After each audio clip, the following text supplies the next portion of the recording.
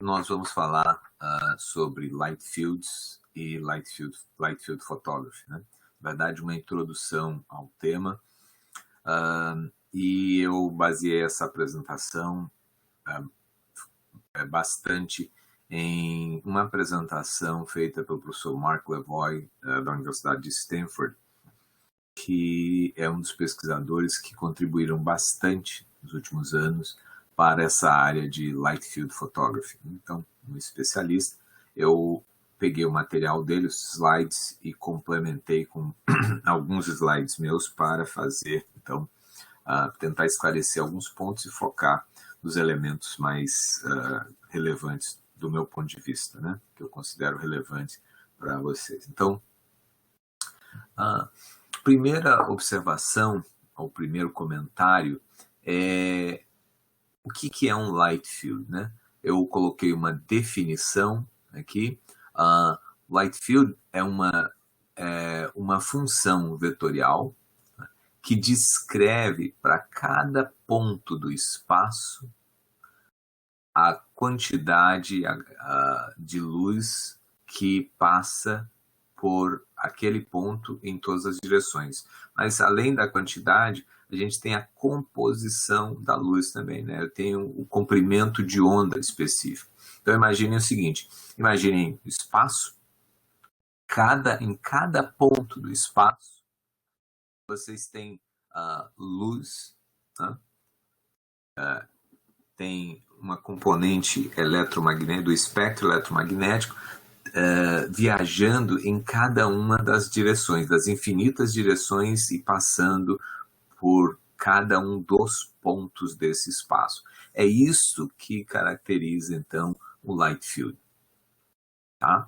Então, vamos lá. Eu coloquei aqui a imagem de uma cena aí na natureza, e vocês podem imaginar o seguinte, também no espaço em que vocês se encontram, por exemplo, vocês podem imaginar um determinado ponto no espaço, podem até colocar ali uma marcação desse espaço, fazer com o dedo ali, um pinching, por exemplo, indicando aquela posição, e vocês podem perceber que se vocês mantiverem, então, essa posição por onde vocês estão olhando fixa, e alterarem o ponto de vista, mas continuarem olhando fixamente para aquele ponto, vocês vão estar percebendo coisas diferentes no ambiente, justamente porque tem luz cruzando de todas as direções aquele ponto, passando exatamente por aquele ponto no espaço.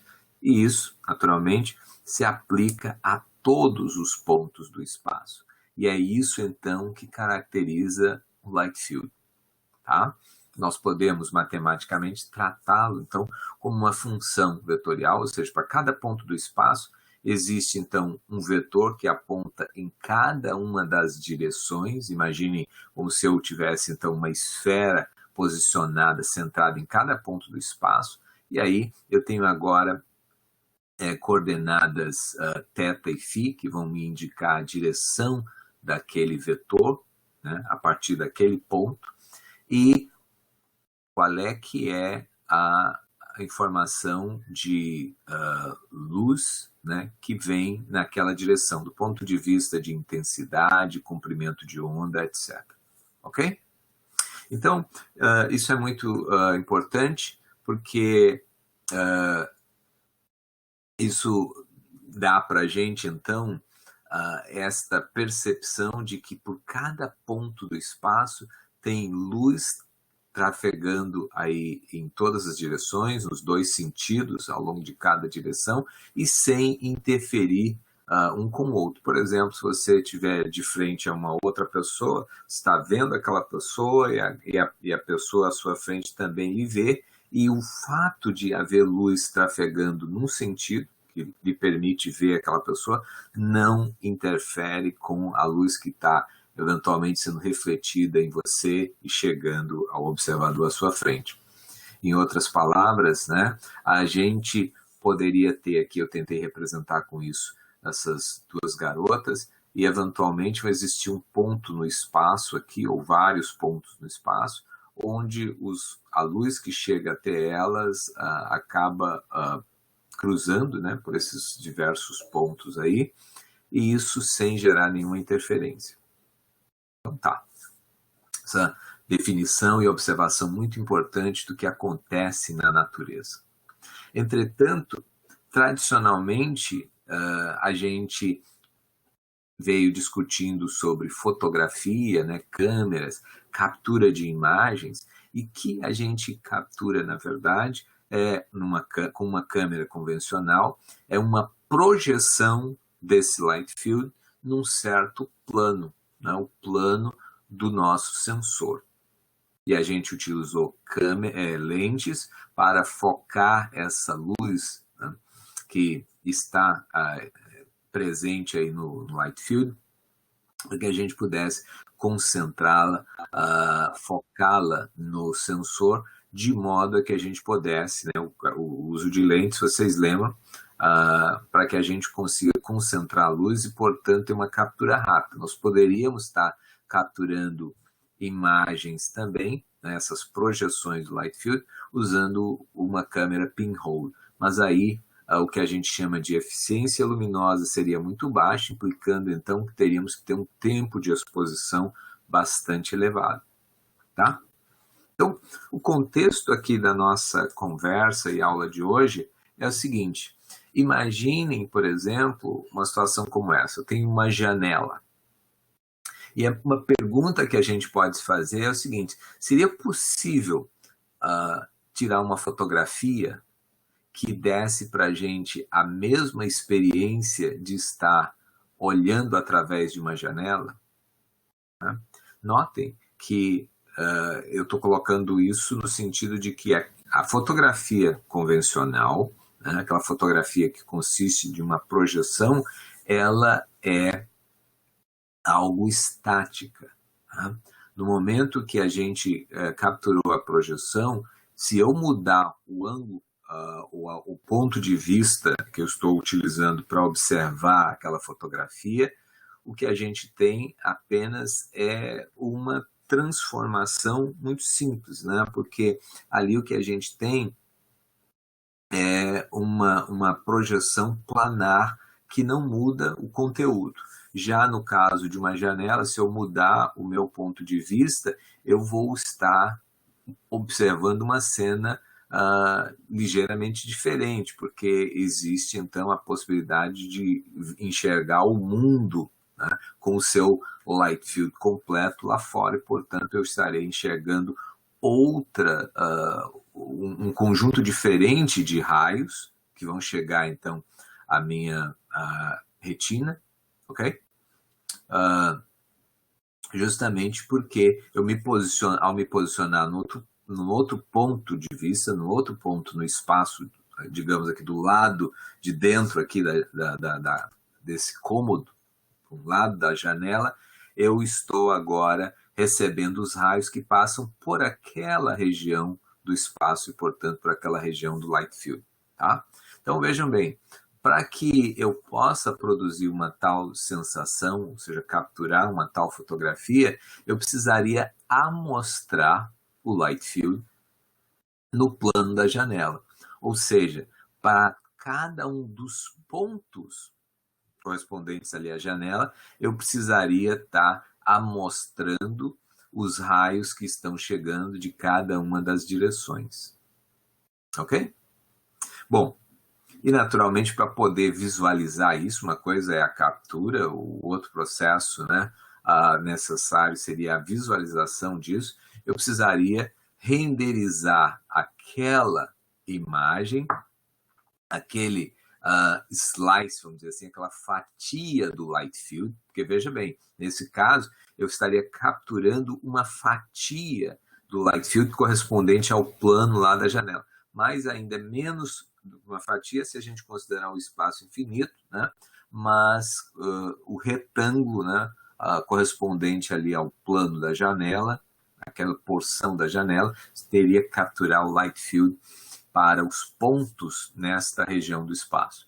E aí, para renderizar, eu precisaria então de um display tridimensional, ou seja, um display capaz de emitir luz, uma informação diferenciada para cada direção, de tal modo que se eu estivesse observando um determinado ponto da janela a partir de um ponto de vista, perceberia então alguns raios que estão vindo na minha direção, mas no momento que eu mudo o ponto de vista, os raios agora serão outros, né? Então, uma ilustração seria a seguinte: imagina, isso aqui representa, essa linha vertical branca representaria o plano da janela, a gente tem uma vista lateral aqui, um corte, né? Tenho o observador e eu tenho aqui os diversos raios. Notem que eu fiz o seguinte, ó, ilustrei em verde raios subindo. Por quê? Porque quando eu estou observando aqui a grama está embaixo, então esses raios estão vindo de baixo para cima, estariam cruzando o plano da janela de baixo para cima. Por sua vez, o céu, tá, se encontra no alto, então esses raios estariam cruzando este ponto da janela, eventualmente de cima para baixo. E eventualmente eu tenho outros raios que vêm cruzando aqui em todas as direções, ok? Então, a partir de um ponto da janela, nós teríamos então raios cruzando, né, em todas as direções e, portanto, transmitindo uma informação direcional que varia, né? Ou seja, a gente tem agora um conteúdo que varia com a direção de cada raio que passa por aquele ponto. Isso não é surpresa para a gente, né? Então, lembrem agora, de novo, o que eu falei sobre uma fotografia convencional corresponder à projeção desse light field. Se a gente tirasse uma fotografia, a luz que veio, então, de diversos pontos na cena, uma vez chegando até a lente da câmera, seria, então, dirigida, focada para o nosso sensor, para o sensor da câmera. Neste caso, luz que é incidente das várias direções acaba, então, se misturando e a gente perde, portanto, por esse processo de integração, eu vou repetir isso em breve, com uma ilustração para deixar isso absolutamente claro, a gente perde a informação direcional, essa resolução direcional que é importante para que a gente possa agora simular esse efeito de light field. Seria algo, do ponto de vista de uma superfície, né, como essa aqui, uma estrutura bidimensional, o mais próximo que vocês provavelmente conhecem são os hologramas, né, o processo de holografia. Mas deixa eu trazer para vocês um exemplo que todos conhecem, faz parte do dia a dia de vocês e que é semelhante a isso aqui, de certo modo, né? Imaginem o espelho. O espelho, ele está, na verdade, refletindo o light field, que chega, então, à sua superfície. Notem, a luz que vem de cima, eventualmente, é refletida para baixo, né? A luz que vem de baixo é refletida para cima e a gente tem, no final das contas, em um mesmo ponto, né, em um mesmo ponto do espelho, raios chegando de diversas direções e, portanto, sendo refletidos especularmente, né? Ou seja, o ângulo de reflexão igual ao ângulo de incidência. Tá? No caso do light field, conforme eu descrevi no caso da janela, um raio eventualmente incidente nessa direção, ele estaria atravessando, por esse ponto ele estaria então atravessando. No caso do espelho, ele acaba sendo refletido, mas a gente percebe claramente essa noção de que se eu focar, se eu observar um determinado ponto, né, olhar para ele fixamente, enquanto eu me desloco na frente do espelho, o conteúdo que eu vou estar observando naturalmente varia. Ok? Então, espero que esta ideia de light field esteja clara. Se alguém tem alguma pergunta, alguma dúvida, por gentileza, se manifesta. Bom, enquanto isso, vamos agora considerar o contexto de câmeras capazes de fazer light field photography, e essas câmeras são chamadas de câmeras plenópticas, né? Porque aquela função que caracteriza um light field, né, a função que eu descrevi de cada ponto do espaço, representando, então, sendo capaz de, para cada direção, determinar informações de cor e intensidade diferentes, esta função, né, aquela função vetorial lá, ela foi chamada pelos primeiros pesquisadores a discutir, a explorar o tema de função plenóptica. Tá? Então, eu vou fazer alguns comentários com base, nesse primeiro momento, numa câmera plenóptica, ou seja, uma câmera para fazer light field photography, para que a gente possa capturar uma porção, né, um slice do light field, que foi projetada, então, originalmente pelo Rain, que foi um aluno de doutorado da Universidade de Stanford, orientado, então, pelo Pat Henrahan e pelo Mark Levoy. Tá? Então, vamos lá. Primeiro, vamos considerar o que faz uma câmera convencional. Dado um ponto à frente da lente da minha câmera, imagina que essa região aqui do espaço representa a minha câmera, eu tenho a minha lente principal, né? E eu tenho aqui o meu sensor. Cada elemento desse caracteriza um pixel na minha imagem, a gente tem esse corte, né? Essa visão lateral, um corte transversal, e, portanto, teríamos aqui uma coluna de pixels. Um objeto colocado à frente desta câmera tem este ponto aqui, assumindo que ele tem uma distância conjugada à distância do sensor, ou seja, ele está em foco com relação a esta lente, ele vai ter a sua imagem projetada aqui neste pixel. Note que a gente fala da imagem projetada desse ponto. Esse ponto, a princípio, por ele, se a gente pensasse um ponto qualquer no espaço, a gente falou, teria raios, então, passando em todas as direções. Considerando um ponto de um objeto e assumindo, por simplicidade aqui no início da nossa discussão, tratasse de um objeto opaco, e aí então eu tenho esse ponto, está apenas refletindo luz, ele estaria refletindo luz em todo esse hemisfério à frente dele. Apenas uma parte desse hemisfério consegue atingir a lente, né? Então, isso define esse cone de luz. Os demais raios passariam, não atingiriam a lente e, portanto, não seriam focados aqui nesse pixel. Mas notem que existe uma infinidade de raios que chegam à lente e eles todos acabam sendo combinados aqui no meu fotossensor, no meu pixel, né? E, portanto, esta informação combinada, da forma como a gente já descreveu, funciona, então, numa câmera digital, e tem o análogo para o caso da câmera à base de filme, eu tenho toda a informação desses fótons, toda a energia desses fótons acaba, então, sendo convertida em uma diferença de potencial. Isso vai me dizer qual é a intensidade que chegou àquele pixel. E ao fazer isso, ao integrar todas as contribuições de todos os raios que vêm de diversas direções, a gente perdeu a capacidade de decidir depois, uma certa fração do que chegou aqui veio a partir desse ângulo, outro de um outro ângulo, e assim sucessivamente, né?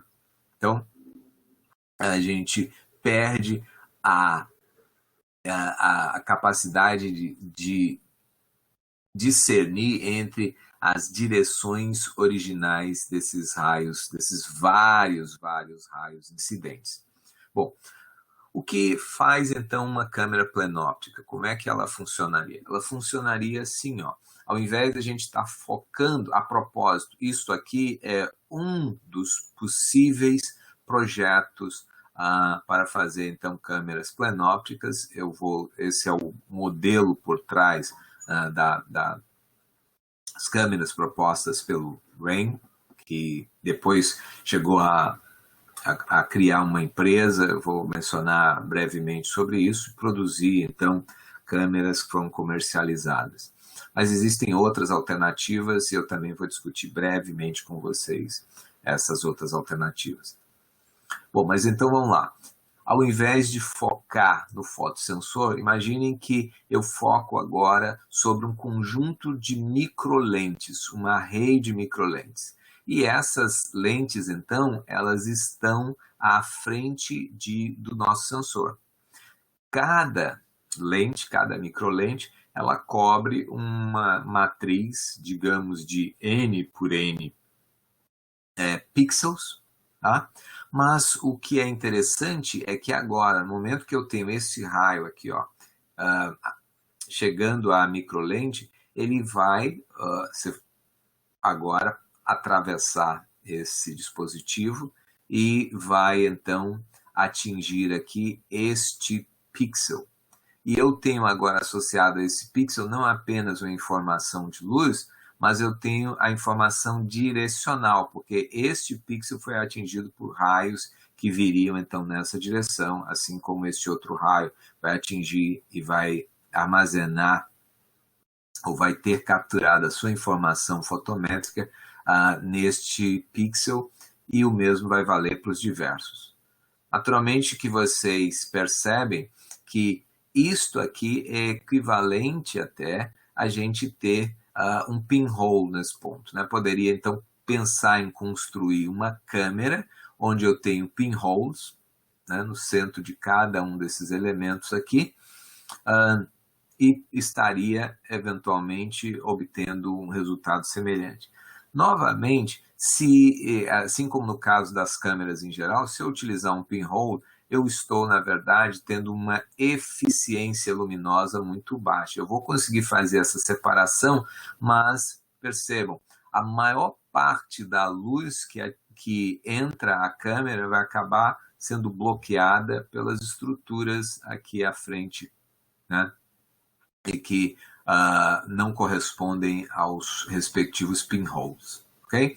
Então, com uma câmera a gente vai conseguir, ou com lentes, melhor dizendo, nós vamos conseguir, então, fazer esta distribuição, ok? Então, vamos agora para o passo seguinte. Eu mostrei o caso de um raio. Como que ficaria, então, agora, se a gente tivesse uma configuração agora que envolve vários pontos na cena, e aqui então a minha lente principal da câmera, né? E eu tenho aqui minhas microlentes. Naturalmente nós estamos usando uma única lente para representar todo o conjunto óptico, né, da câmera. E aqui eu tenho o meu array de microlentes.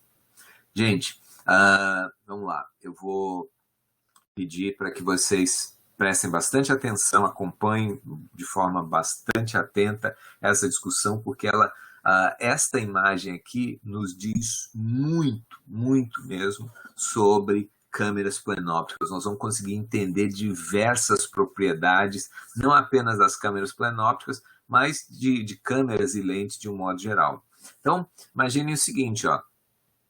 Eu tenho aqui um ponto no espaço. Quem sabe eu vou começar por esse central, mais próximo do que a gente já discutiu. Então, um determinado ponto, ele acaba emitindo raios aqui, ou refletindo raios em diversas direções, assumindo que ele faça parte de uma superfície opaca, então estaria refletindo, emitindo luz aqui em todo esse hemisfério. Uma porção dele, um certo cone de luz, acaba atingindo a minha lente principal, e esses acabam sendo focados aqui na microlente, que deixa então esses raios passarem. E aí vocês vão agora observar esta geometria, aqui ó, os raios, esse raio que veio mais de baixo, ele vem, cruza e acaba atingindo o pixel, né, estimulando o pixel mais acima. Por sua vez, esse raio mais acima, verde aqui, ele acaba também, né, focando nesta microlente, e ele passa agora a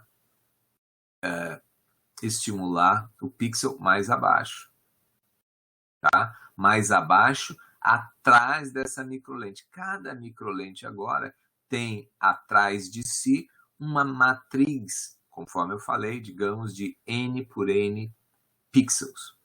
O que nós acabamos de fazer aqui foi trocar resolução espacial por resolução angular.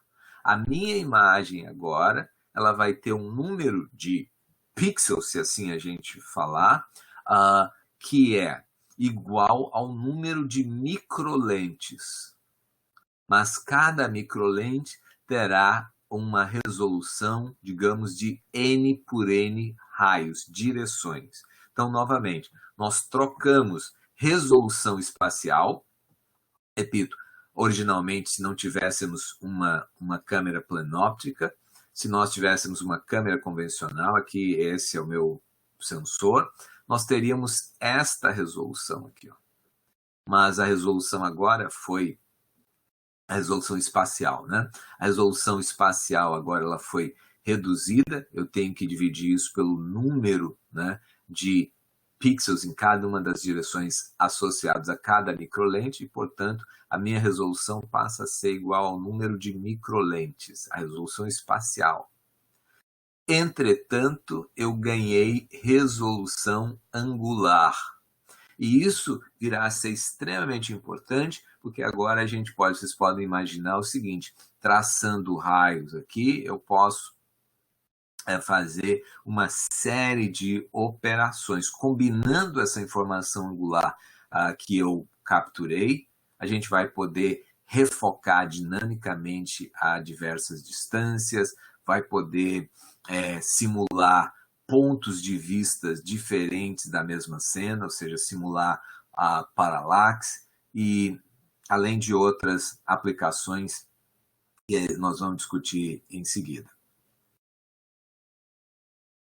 Bom, entretanto, tem muito mais que a gente pode explorar desta ilustração.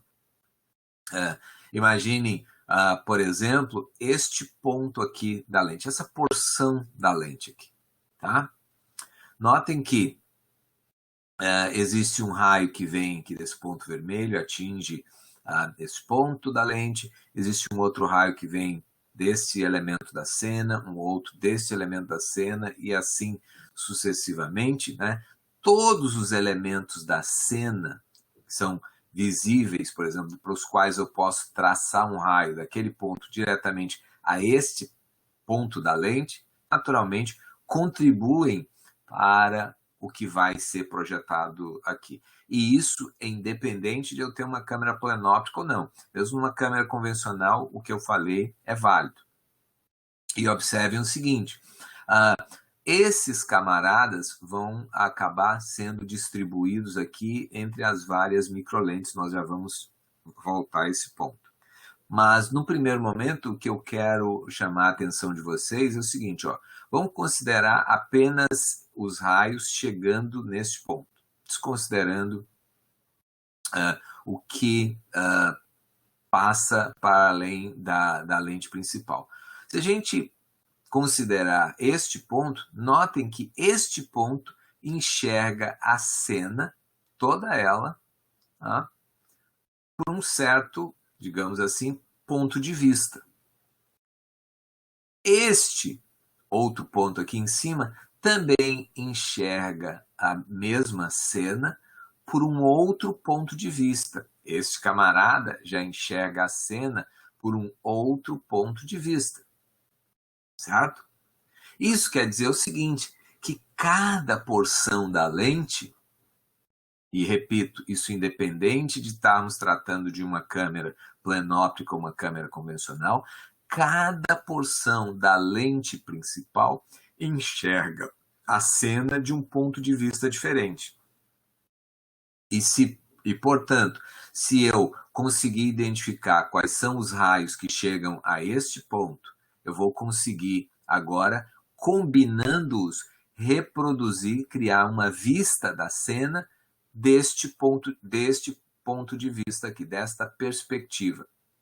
De modo semelhante, se eu combinar estes raios aqui, ó, certo? Eu vou conseguir reconstruir uma imagem da cena deste outro ponto de vista, ou seja, eu estou mudando o ponto de vista, estou mudando a minha percepção, né? E vou observar o efeito de paralaxe, como se estivesse observando a cena de pontos de vista diferentes. A questão é, então, espero que esteja claro, cada porção da lente principal enxerga o mundo do seu ponto de vista. O que ocorre numa câmera convencional é que todas essas contribuições acabam sendo misturadas no sensor. No caso de uma câmera plenóptica, como a gente tem essa estrutura e acaba então fazendo a separação dos raios, nós vamos poder então simular a cena vista de diversos pontos de vista. E isso é bem mais simples do que vocês podem imaginar. Então, vamos considerar o seguinte. Eu tenho agora esse raio vermelho mais de baixo aqui. Eu sei que a imagem está um pouco escura, talvez na transmissão não esteja muito perceptível, mas aqui nós temos então um raio vermelho, que é o raio mais baixo aqui e tal, né? Atinge esse ponto extremo aqui da lente, digamos. E aí o seguinte, ó, porque ele vai atingir uma certa microlente, certo? Vai convergir aqui para uma certa microlente, e esse camarada, ele veio de baixo, ele vai cruzar aqui, ele vai corresponder ao raio mais acima. O pixel mais acima corresponde, né, a este raio que veio aqui mais de baixo. Vamos considerar o raio mais de baixo agora desta representação amarela esverdeada aqui. Esse camarada, ele atinge agora uma outra microlente e ele é o raio que veio de baixo. Olha o que acontece. Ele vai atingir aqui o pixel mais acima desta microlente. Vamos considerar o verde. Mais abaixo, ele atinge aqui eventualmente uma outra microlente e este raio corresponde ao pixel mais acima. Que isso quer dizer o seguinte, se a gente seguir, né, esse processo indutivo aqui que eu iniciei, o que a gente observa é o seguinte, ó, todos os pixels mais acima em cada uma das microlentes correspondem aos raios mais abaixo de cada uma desses pontos aqui da cena, e todos eles se encontraram aqui. Se a gente fizer um raciocínio análogo, todos os raios mais abaixo, os pixels mais abaixo de cada microlente, eles correspondem aos raios que vieram dessa posição e, portanto, eles me permitirão reconstruir a cena deste ponto de vista. Assim como os pixels mais acima, cada uma das microlentes, me permitem reconstruir a cena deste ponto de vista aqui. E vocês já devem ter percebido que vai haver, então, uma relação de 1 para 1 entre cada uma das posições, N por N pixels aqui, atrás de cada uma das microlentes. Esses caras, as posições deles entre microlentes, as posições correspondentes, dizem respeito exatamente a uma posição sobre a lente, ou seja, o mundo visto, ou a cena vista, de acordo com aquele ponto da lente. Logo, se a gente considerar essa estrutura agora, a lente, como uma estrutura, digamos, bidimensional, né? E aqui a nossa matriz, digamos, K por K microlentes, a gente vai ter agora um conjunto de K por K pontos de vista que a gente pode reconstruir essa cena. E a gente pode até depois pensar em interpolar esses vários pontos de vista para gerar outros e outros e outros. Certo? Então, algumas das observações importantes do que eu falei aqui, ó. Cada pedacinho da lente, cada porção da lente enxerga a cena de um ponto de vista diferente. E cada porção da lente aqui tem os raios capturados aqui na mesma posição relativa nas várias microlentes. Isso é uma observação extremamente importante. Tá? Okay?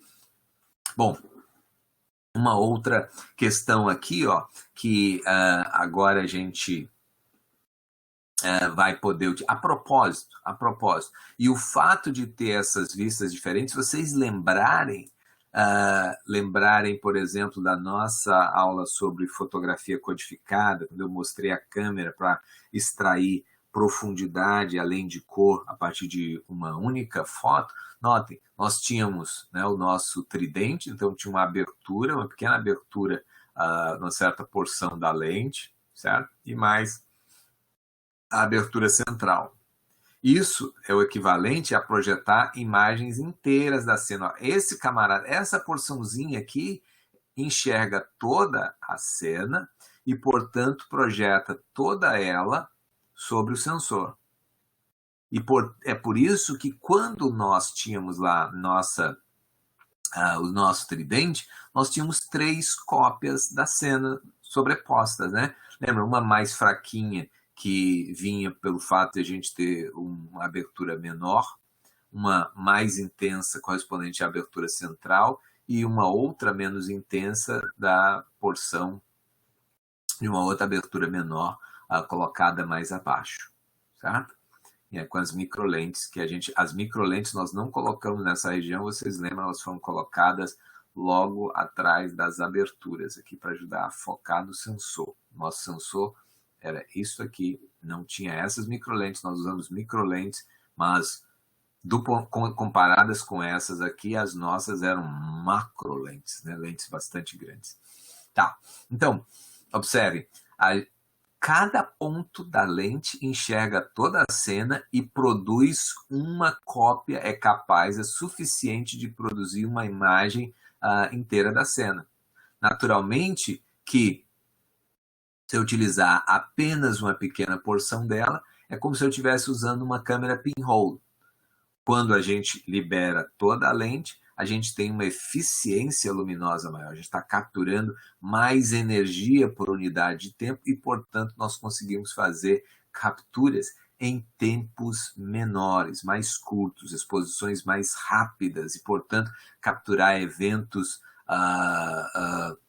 cenas dinâmicas, eventos rápidos, etc. Né? Ok? Muito bem. Mas, então tá, a relação com a nossa abertura codificada, eu espero que tenha ficado claro aqui.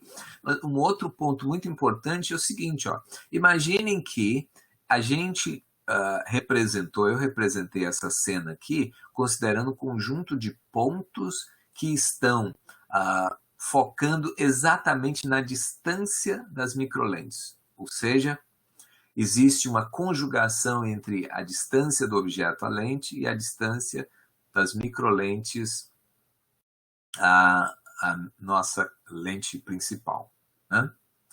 Agora, imagine o seguinte, que alguns outros elementos da cena eles vão estar a diferentes distâncias, também vão existir raios que vão passar aqui e chegar a ser capturados pelo meu sensor. E eu posso, mesmo que tendo já capturado alguma informação, né, alguma cena, eu vou poder agora imaginar o seguinte, bom, se eu quisesse, mesmo um objeto que se encontra na posição que eu indico agora com o mouse, né, estaria fora de foco, né, não estaria num plano focal desta configuração ótica. Mas o que acontece, então, se eu quisesse produzir uma imagem desse objeto em foco? Ora, eu vou pegar esse ponto, vou traçar raios por toda a lente, né? Certo? E ver onde que eles parariam. Tá.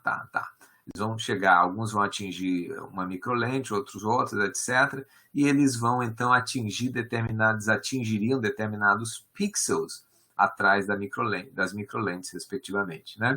Então, o que eu vou fazer agora, eu posso produzir uma imagem onde eu vou agora focar nesse elemento, se eu combinar os raios que eu extraí, traçando raios que iriam àquele ponto lá. Né? Imagina, uma espécie de ray tracing. Tá? Isso é conceitualmente o que acontece.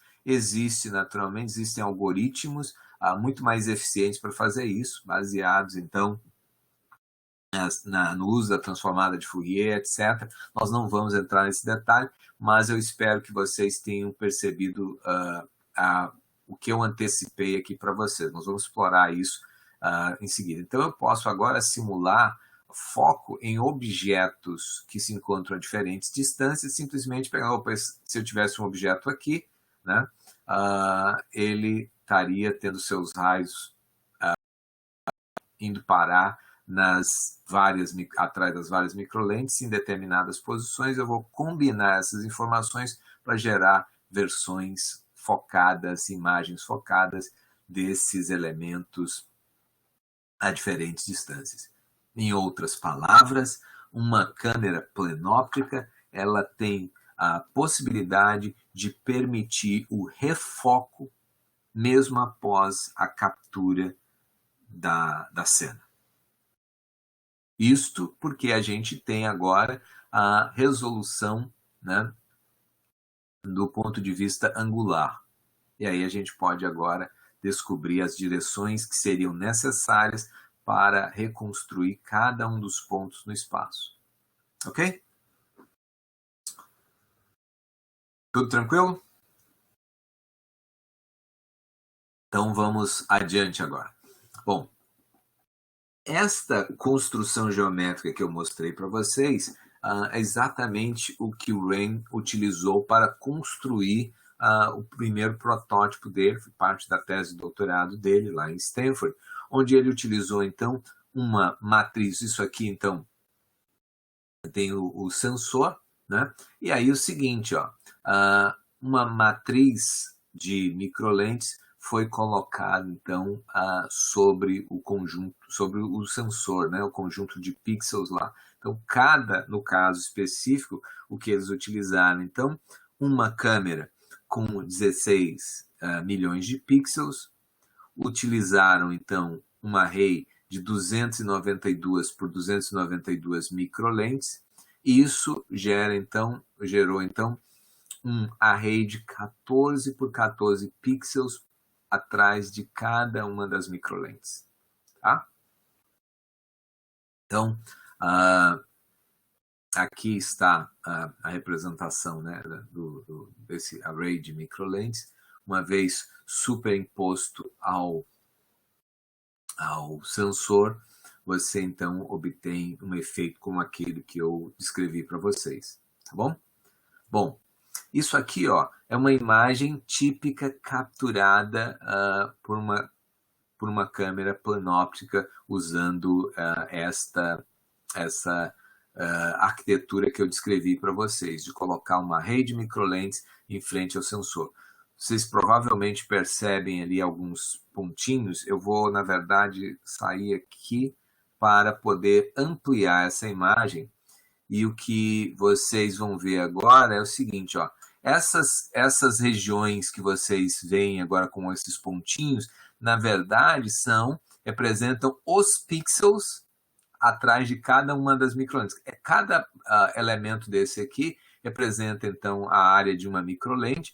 E aí, essa região circular, infelizmente eu não tenho como ampliar mais aqui a imagem, mas estes camaradas aqui representam aquela matriz de 14 por 14 pixels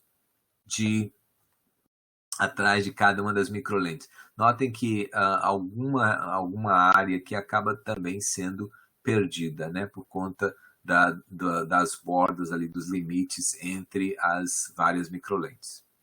Ok? Então, isso aqui, ó, a gente tem a ideia, na hora que eu reduzir o tamanho da imagem, vamos recuperar aqui a noção dos crayons aqui, né, dos lápis, e no sensor foi isso aqui que foi adquirido.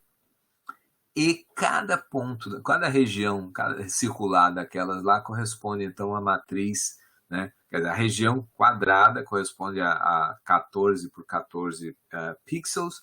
Naturalmente, a região central ali é que efetivamente acabou armazenando informação, né? E aquelas informações representam a informação radial, né? A informação direcional que ali chegou. Bom, eu descrevi para vocês um protótipo, né? Uma ideia, uma arquitetura de fazer isso. Ela não é a única, tá?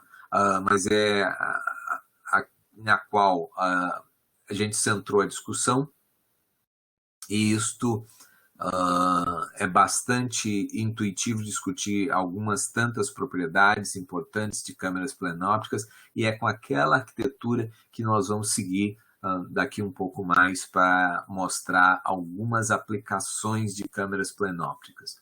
Mas eu gostaria de informar o seguinte, que não é a única alternativa. A Adobe, né, também produziu 2 protótipos de câmeras plenópticas, um deles com o que eles chamaram de Magic Lens, na verdade um conjunto de 19 lentes. Isto aqui é a lente que vai ser utilizada na câmera, uma lente enorme, né, colocada à frente da câmera, e portanto não sobre o sensor, mas colocada externamente à câmera, né? Tá? Então, tem esse formato hexagonal, são 19 sublentes, né, sublentes, e que acabam gerando 19 imagens no sensor. Vocês têm uma ideia aqui, basicamente o que se está fazendo é capturando a mesma cena de diferentes pontos de vista, certo? Assim como vocês já perceberam, no caso que eu descrevi antes, uma lente cada ponto da lente recebe raios de toda a cena, observando-a daquele ponto de vista. E agora já não é difícil para vocês entenderem o que está se passando aqui. Cada uma dessas lentes está capturando uma imagem da cena de um ponto de vista diferente, mas todas elas capturando, então, a mesma cena, né? Claro, algumas não conseguem enxergar por conta do ponto de vista, elementos que outras conseguem, né? Mas, em geral, é a mesma cena, pequenas alterações só em função de paralaxe. No caso, eles utilizaram uma câmera de 100 megapixels, e aí, quando a gente divide isso, a resolução pelas 19 imagens, você tem ali em torno de 5.2 megapixels por imagem, tá?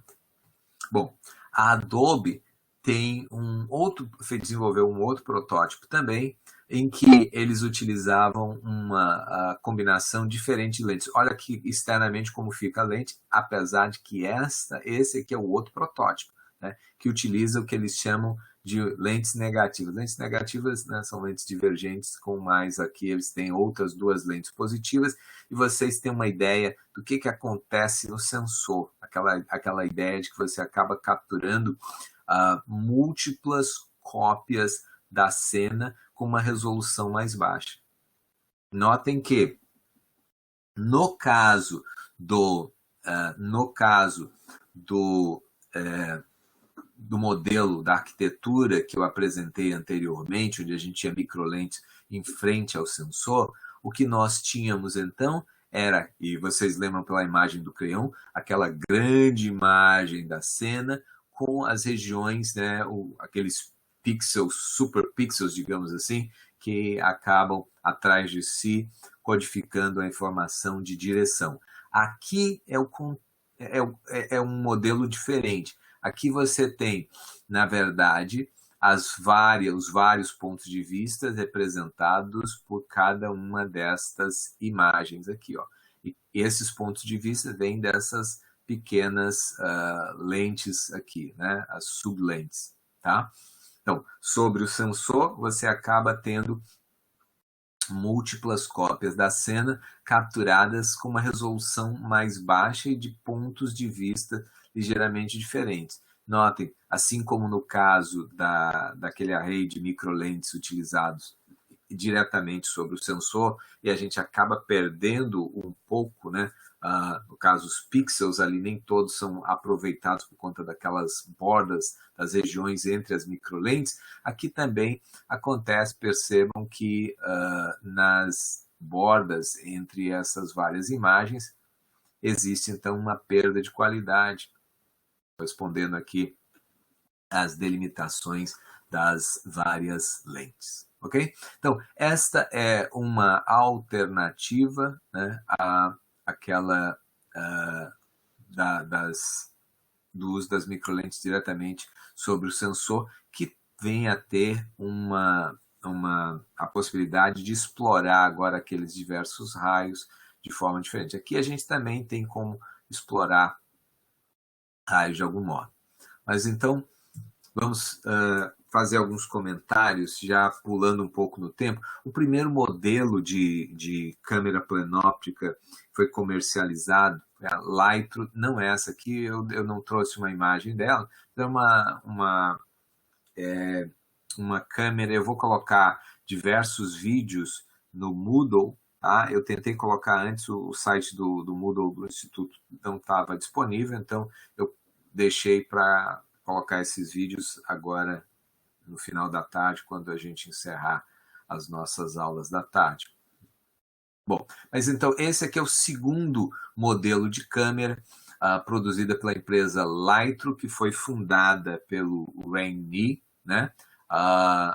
Aquele aluno de Stanford que eu mostrei para vocês. Esta câmera aqui, ela utiliza, assim como o modelo anterior, que eles apresentaram, um modelo mais simples, um form factor que era, na verdade, um prisma. Depois vocês vão poder ver isso aí em vídeos que eu vou disponibilizar para vocês. Então, essa é uma câmera que trabalha, e aí, vejam bem, no contexto de câmeras para Light Field, ao invés da gente se referir a elas como megapixels, essas câmeras são referidas como mega rays, tá? Então, veja bem, porque a gente acaba tendo a informação do que antes era pixel, a resolução espacial diminuiu, mas aqueles pixels originais agora estão caracterizando raios diferentes, então elas são chamadas de mega ray, a resolução medida em mega rays, tá? Essa câmera tem um zoom óptico de 8 vezes, e ela trabalha com uma abertura bem grande, né?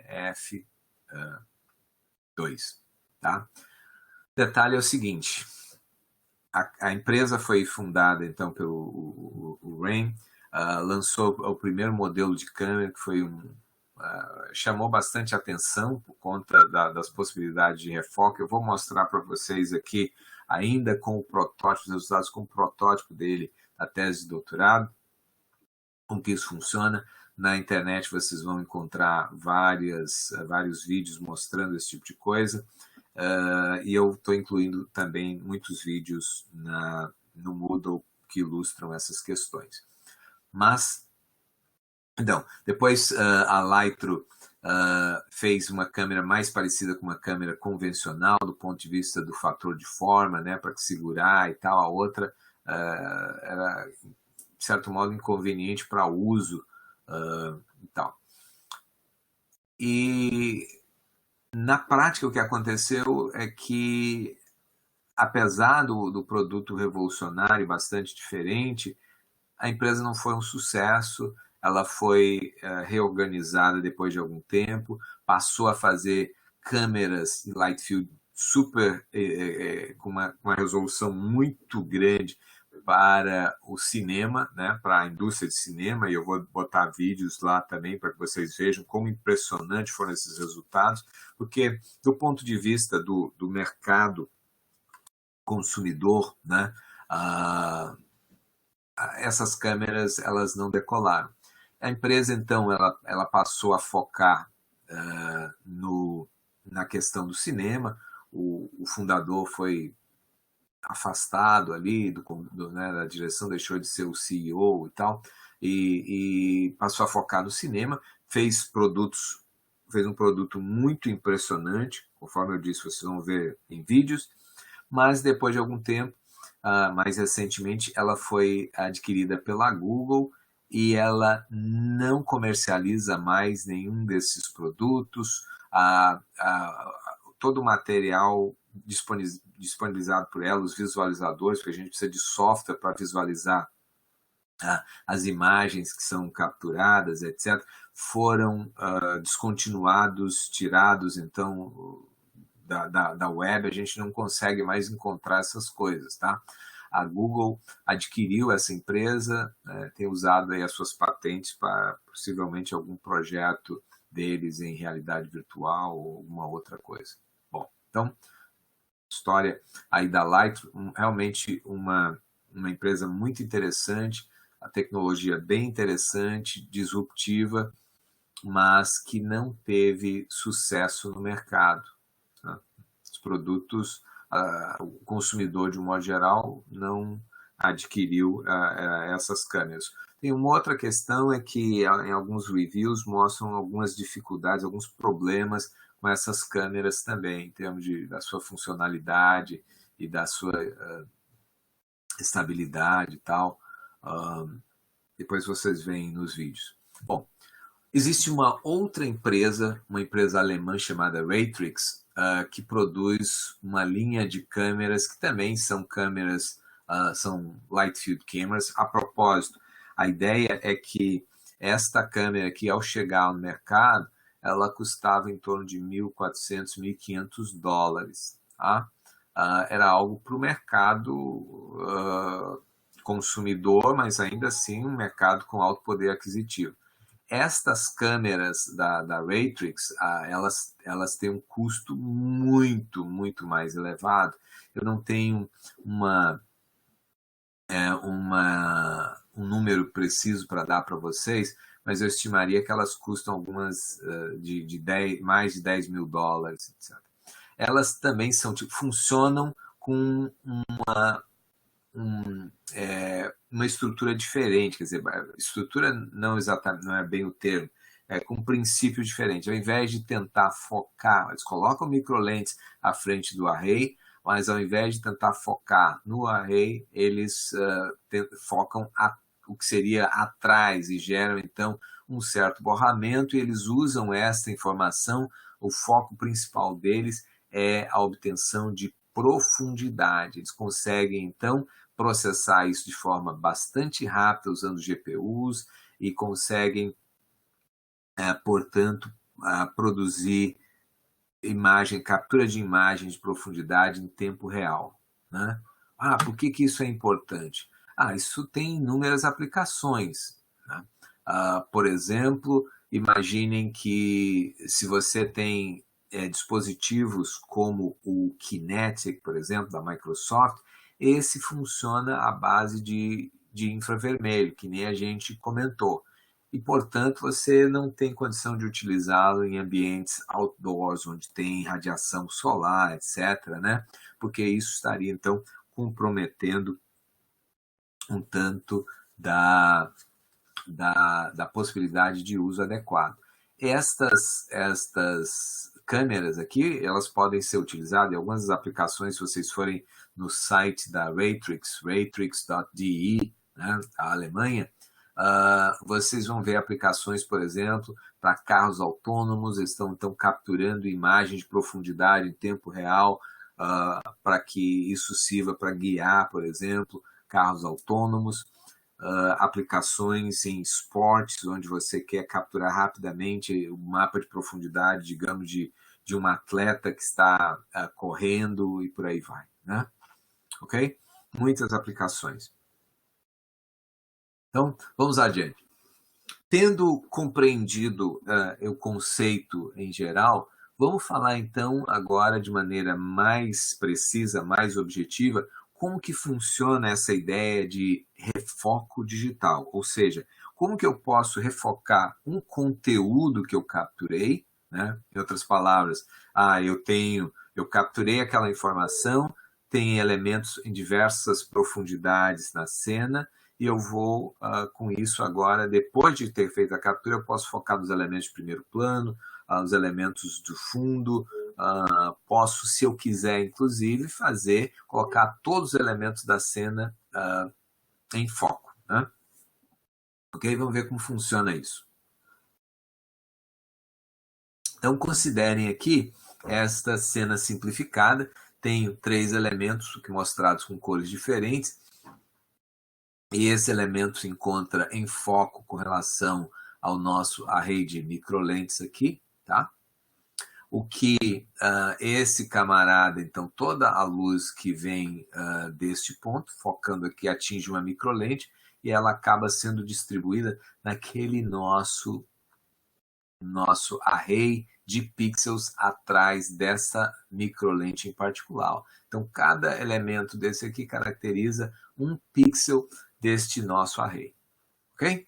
Então, vamos lá. Este outro elemento acabaria, então, focando aqui numa região, digamos, um pouco mais abaixo. Esse aqui, então, um pouco mais acima desse. E produziríamos, com isso, uma situação em que, por exemplo, ó, esse camarada, por estar abaixo, os raios subiriam, viriam aqui, gerariam nesta microlente esse padrão de pixels, e por conta disso eu sei que um determinado pixel veio de uma certa direção, e o camarada aqui em cima, conforme eu mencionei, estaria então abaixo, né, atrás dessa microlente, mais abaixo da original. Então, isso aqui seria o padrão produzido no meu array de microlentes. Naturalmente, isso aqui é uma simulação.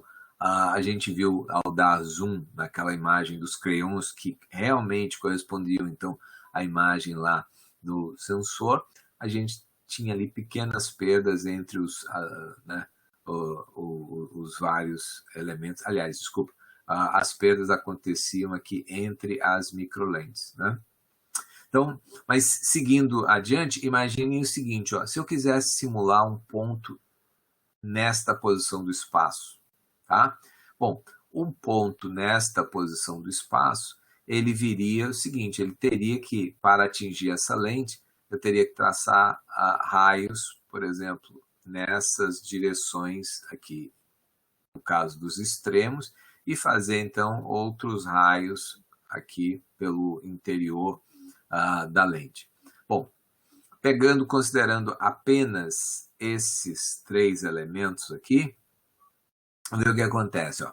Eu teria para o raio vindo aqui nessa nossa simulação, o raio que viria numa certa direção, digamos, este camarada aqui. Ó, tá?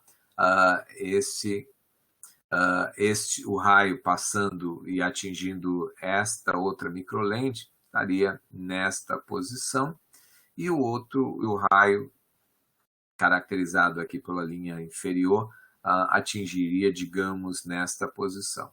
O que eu precisaria fazer agora, portanto, é combinar a cor destes vários pixels atrás das microlentes, né, nessas posições correspondentes, para me dizer o seguinte, opa, a cor deste elemento aqui, então, deveria ser a mistura destas cores aqui. Naturalmente que, se este elemento aqui tivesse, de fato, né, em foco, o que teria ido parar atrás dessas microlentes seriam elementos de mesma cor. Né? Ok? Então, essa é a essência do refoco. Combinar raios cujas direções são definidas pelo ponto onde eu quero focar. E a gente pode fazer isso agora, né, em qualquer porção do espaço. Tá bom? Então, vamos lá. Então, refocar corresponde a somar os elementos, né, acumular os elementos extraídos ali das várias microlentes. Então, uma questão muito importante é que, no caso aqui das câmeras plenópticas, se a gente tem uma câmera que tem um f-number, né? Lembra, o f-number é aquela razão entre a distância focal e o diâmetro da lente. Quanto menor for esse n aqui, portanto, maior a abertura da lente, mais luz ela recebe, tem uma profundidade de campo menor, porque a abertura é maior. À medida que o n aumenta, né?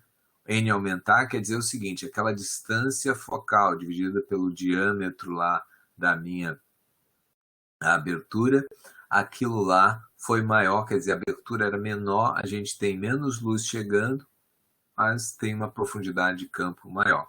Então, se eu tenho uma câmera com um certo f-number, né, n aqui, e ela tem p por p pixels atrás de cada microlente, tá? Ela vai produzir imagens que são tão sharp, tão bem definidas, quanto uma câmera, isso ela pode fazer isso, né? Na medida que a gente retrabalha, recombina aqueles vários raios, o equivalente a uma câmera que tem um f-number n vezes p, ou seja, n vezes p, muito, sendo o número p vezes maior que esse, quer dizer, a abertura era p vezes menor, portanto, também a nossa profundidade de campo muito maior.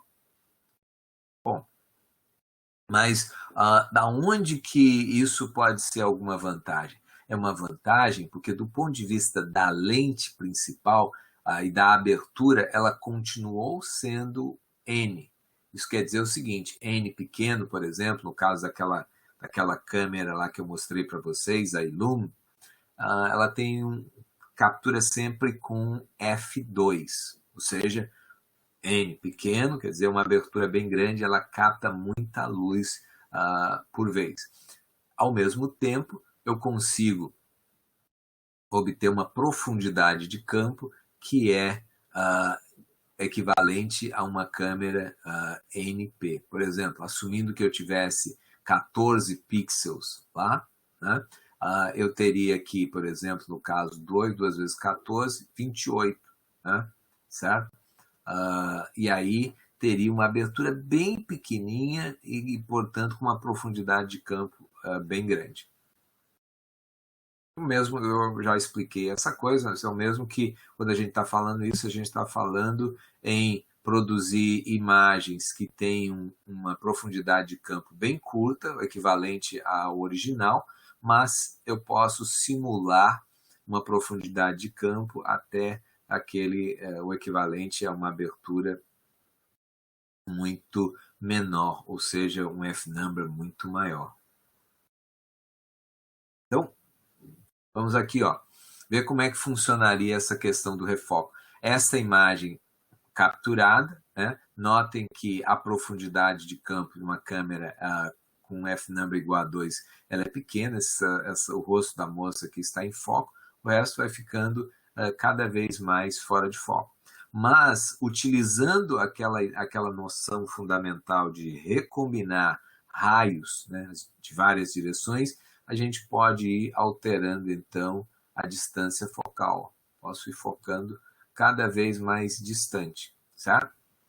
Bom, vamos lá, então, fazer uma análise de por que isso pode ser bem interessante.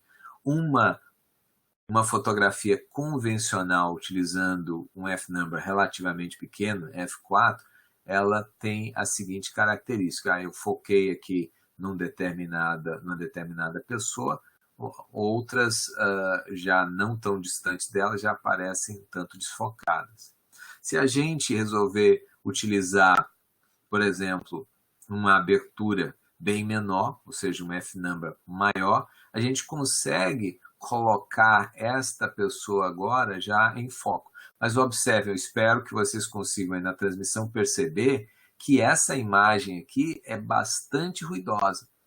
Dá para perceber, inclusive, o ruído claramente já no rosto aqui dessa moça, no rosto das demais pessoas aqui.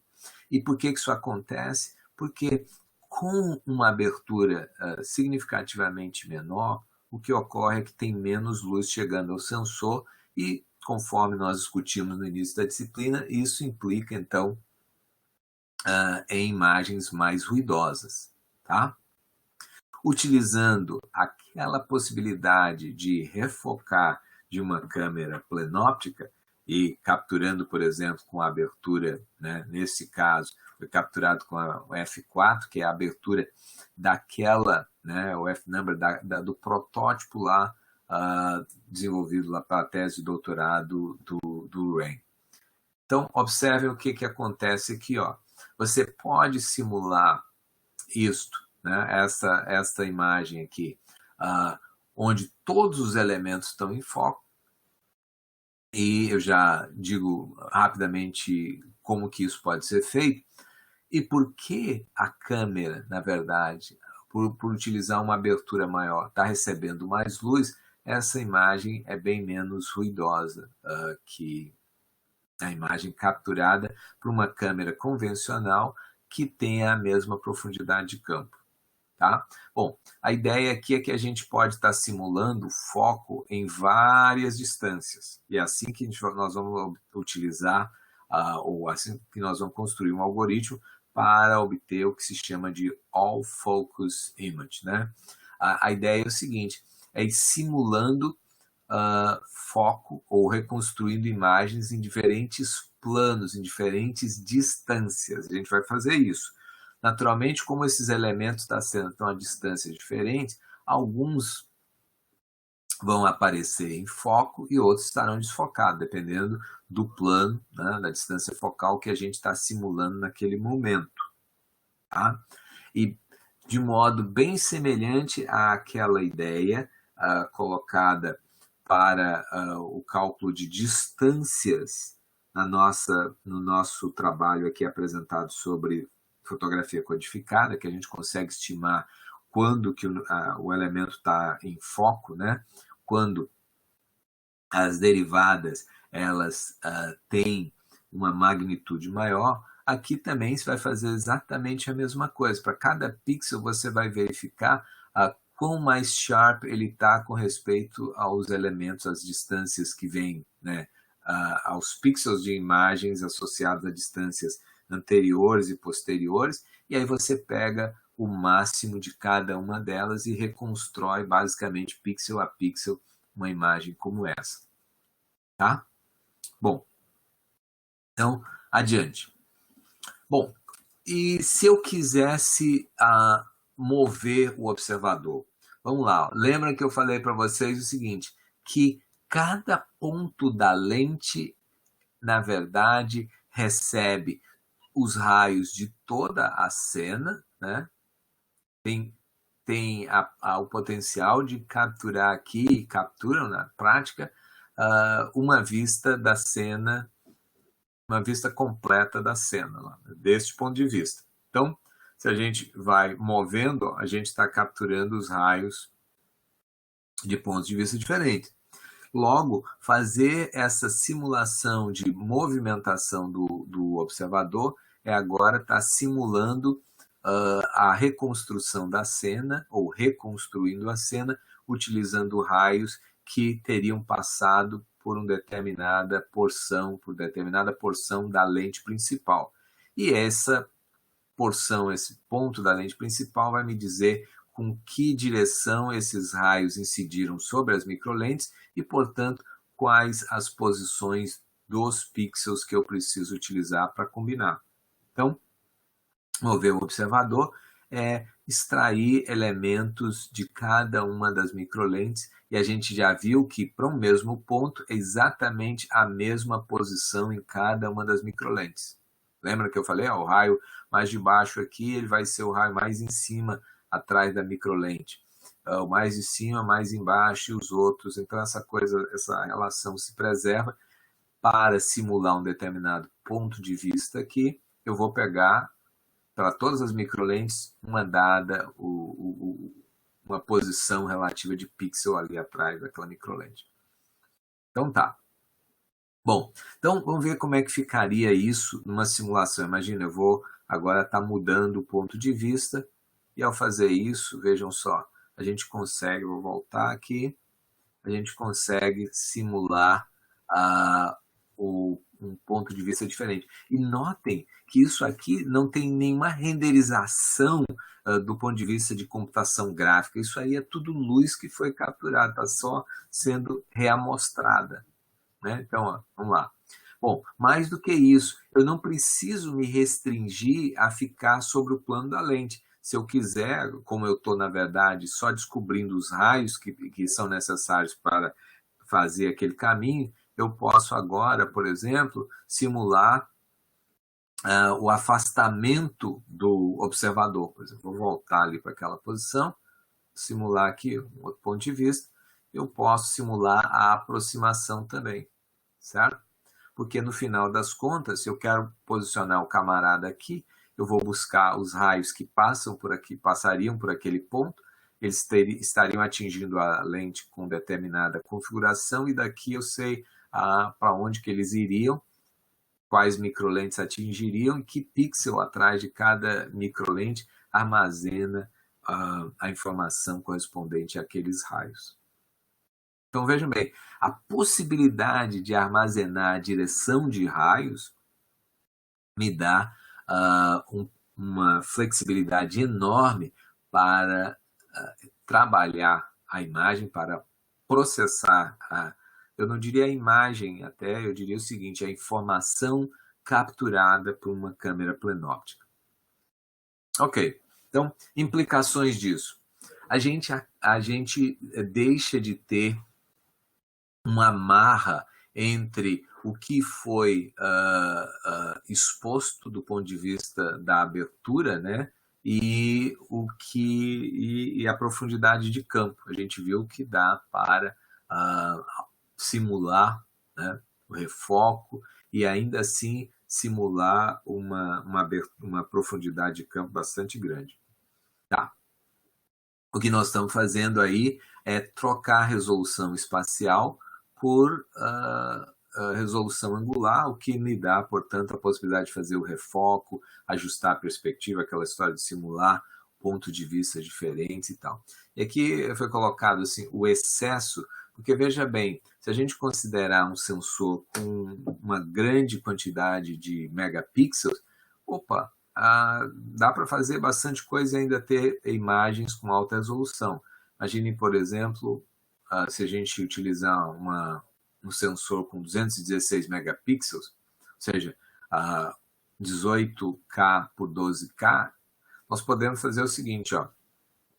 Eu vou agora reservar arrays de 10 por 10 pixels, ou seja, eu ainda tenho uma resolução espacial de 1800 por 1200 pixels e tenho uma resolução angular de 100 elementos, né? 10 por 10. Okay? Então, à medida em que a resolução cresce, a gente pode ter ainda uma excelente resolução espacial e uma ótima resolução angular para fazer diversas aplicações. Existe uma coisa chamada limite de difração.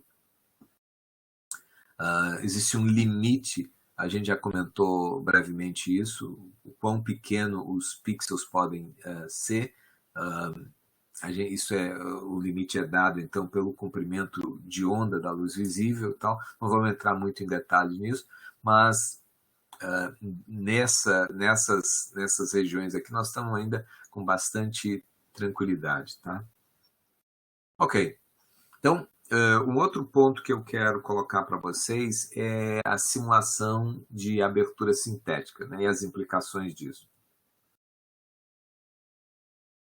Imaginem que eu tenho uma determinada lente com uma determinada abertura, vou ter aqui o meu sensor, tenho um ponto ou um certo plano lá no espaço, eu tenho um ponto sobre este plano e a câmera está focada ali, aquele corresponde ao plano focal desse sistema óptico e, portanto, teria uma imagem coincidindo ali com imagem coincidente com o meu sensor. Ocorre que eu poderia ter agora um outro ponto, quem sabe, à frente deste meu ponto mostrado ali em verde. Veja bem, eu ajustei, né, as lentes da câmera para focar a uma certa distância e tem um objeto que se encontra à frente do meu objeto, daquele ponto verde lá. Mas notem o seguinte, que apesar disso, a informação do ponto verde, ela ainda assim chega ao meu sensor. Notem, a informação aqui do ponto vermelho, como essa é a distância focal, vocês lembram lá pela equação das lentes delgadas de Gauss, né? 1 sobre f igual A1 sobre DO mais 1 sobre DI. O que acontece é o seguinte, eu movi esse camarada para cá, diminuí essa distância, a outra distância, a distância do DI aumentaria, esse cara ia focar, teoricamente, atrás do meu sensor, portanto, ele borrou, distribuiu aqui um tanto de energia. Mas nota, a informação desse elemento aqui continuou chegando ao sensor e chegou de forma bastante concentrada. Tá? Esse tipo o conhecimento desse tipo de situação é, na verdade, bastante antigo. O Leonardo da Vinci já havia estudado esse problema e, por exemplo, posicionando uma agulha na frente ali do olho, né, observando que o que estava atrás da agulha ainda era percebido, ficava ali, sofria um pouco do borramento ali né, desse elemento à frente. Vocês podem fazer esse tipo de experimento, tá? Lembrando o seguinte, ó,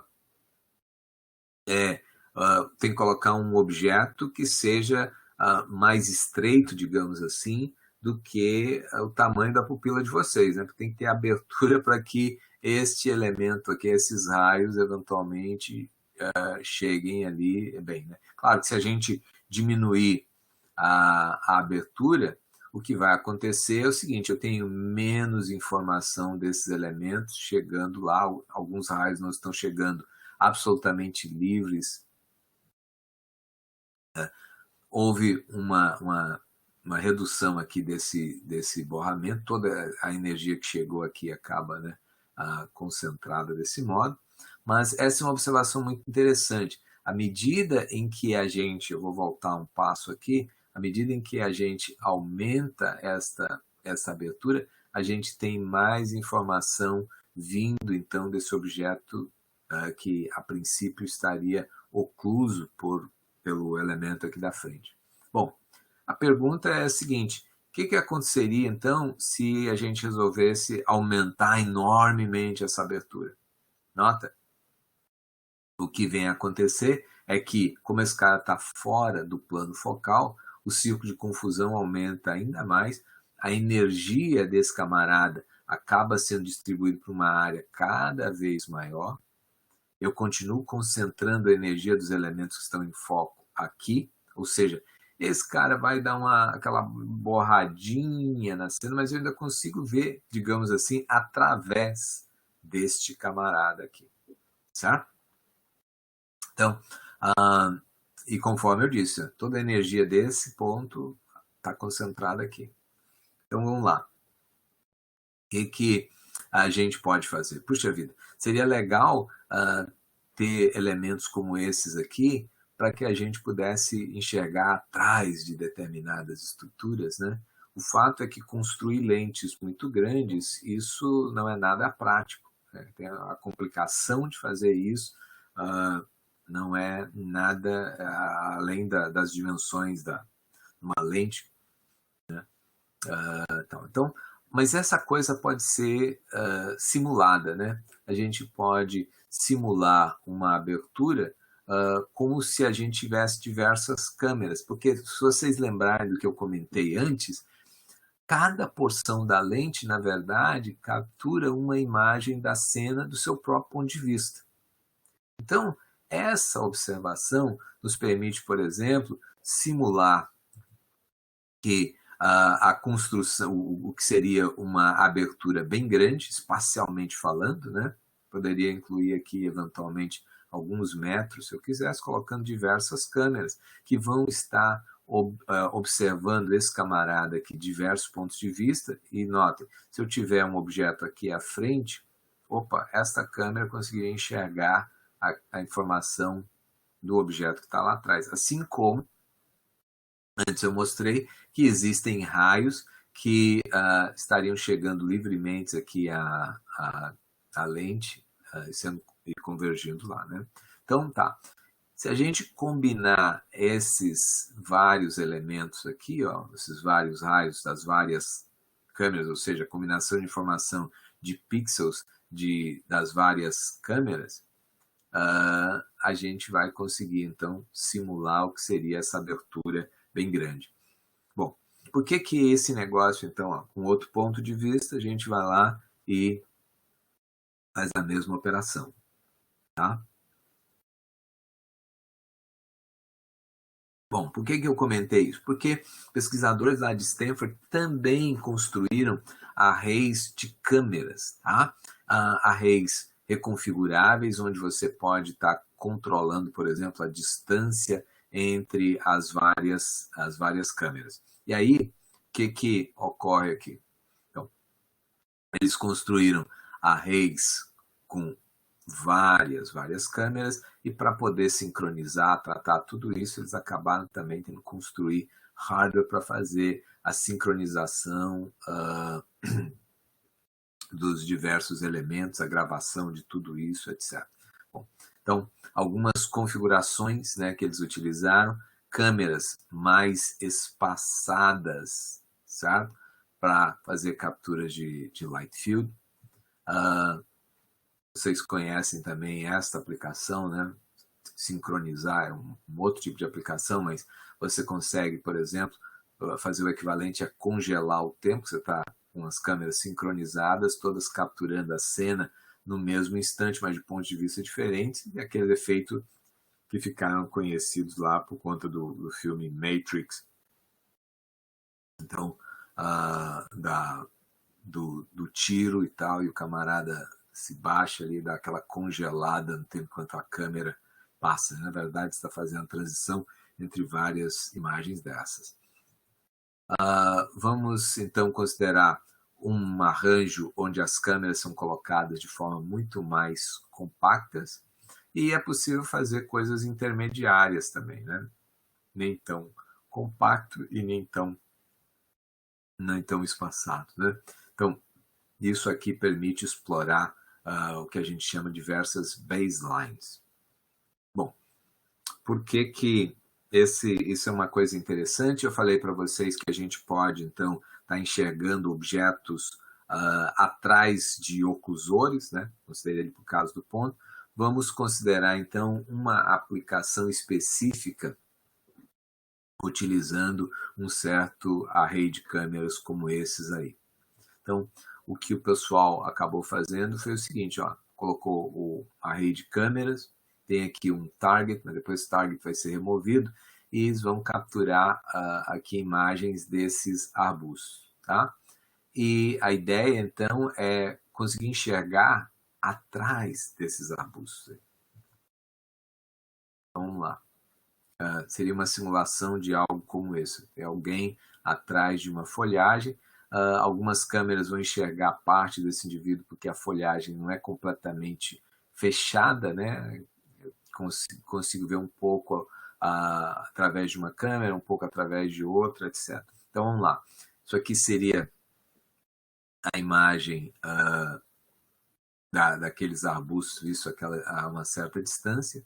Quando você ajusta o foco para a distância atrás dos arbustos, tá?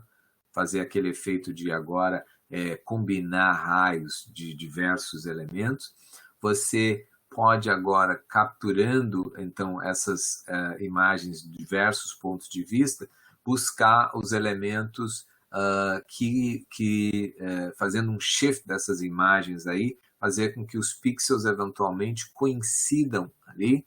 Opa, tenho os elementos de determinado, visível por determinada câmera, através lá dos espaços entre os arbustos. Em vista de mais de uma câmera, você vai sobrepondo e combinando essa informação e, eventualmente, obtém algo como o que eu mostro aqui à direita. Tá? Então, esses foram resultados lá do grupo de Stanford, que mostram, então, o potencial dessas ideias de Planoptic photography, né, ou câmeras planópticas, planoptic cameras e light field photography, que consiste em armazenar não apenas informação fotométrica de tudo que chega a um pixel, mas fazer esta captura de imagens, preservando a informação direcional de incidência, né? Então, preservando os ângulos de incidência a direção dos raios. Ok? Então, isso conclui a nossa apresentação de hoje sobre câmeras plenópticas